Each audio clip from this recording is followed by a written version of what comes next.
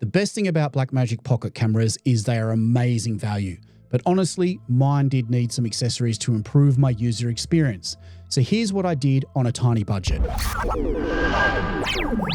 These days, it seems like cameras are designed to need cages. For this build, I chose the Nitsy cage only because it was on sale for 60 bucks. Next, I'm going to add a small rig 15mm rod holder and some rods. These came from my spare parts bin, but you can find them inexpensively used. And they really are important with these builds, not only for follow focuses, but also to stop the camera once built from tipping forwards when sat down. At the top, I'm using this 5cm small rig NATO rail so that I can attach my newer top handle. I like this one for a couple of reasons. First, the locking thumb screw is atop the NATO clamp, not the side like this wooden camera one, which just makes it easier to tighten or loosen. It's well built and doesn't flex, and it has a nice rubber hand grip and plenty of mounting points.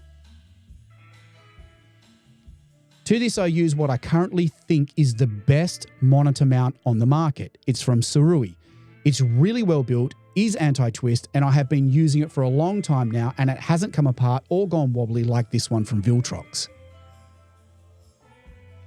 Now, I own a lot of quality monitors, but the one that I reach for more often than not is this one from Cine, the C7 Lite. There's a lot of reasons why, but the main two are these. First, pocket cameras are notorious for having bad battery life, so you either need an MPF battery adapter like this, a V-lock, or a monitor that has proper pass-through power, which is what the C7 Lite has. So if I add a good MPF battery, like this 570 from Newer, I can easily power the monitor and camera for a very long period of time without another battery while retaining access to the camera monitor to change settings. This also keeps the cabling to a minimum, just one HDMI and one DC power cable from Alvin's.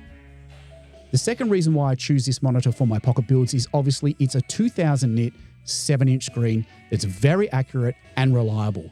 Overall, it's a good companion monitor for the pocket line of cameras, as is this Sigma 18-35mm f1.8 art lens. Do I really need to explain this lens choice? Used, these can be found for around $200.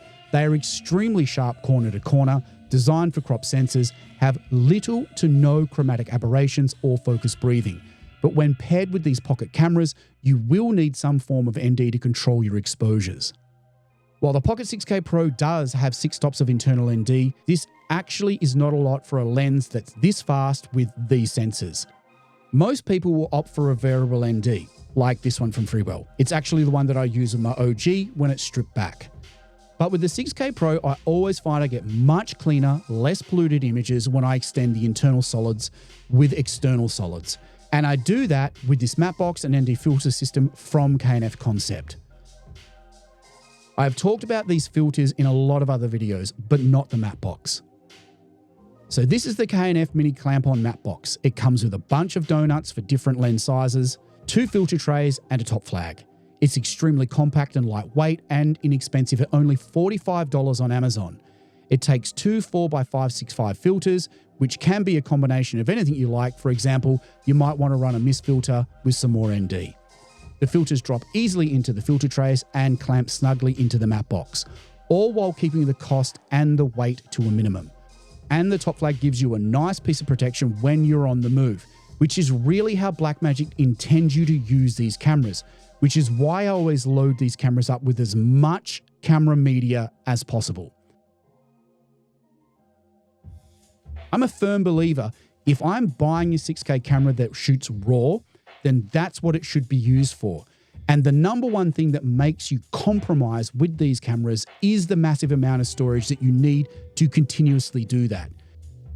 You could reduce the quality or change your compression type, but I wouldn't recommend that, and there's just too many reasons why you shouldn't do that in a camera rig video.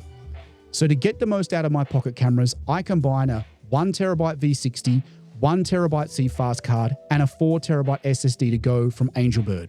That affords me over 6TB and 6 hours of continuous recording at the highest quality that the camera can record, or 3 hours of shooting higher frame rates.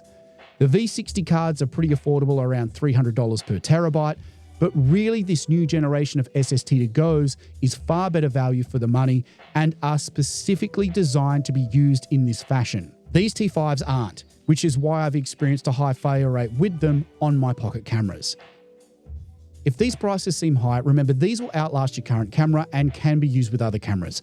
I actually use the Pocket SSDs to edit direct from all the time for fast turnaround jobs.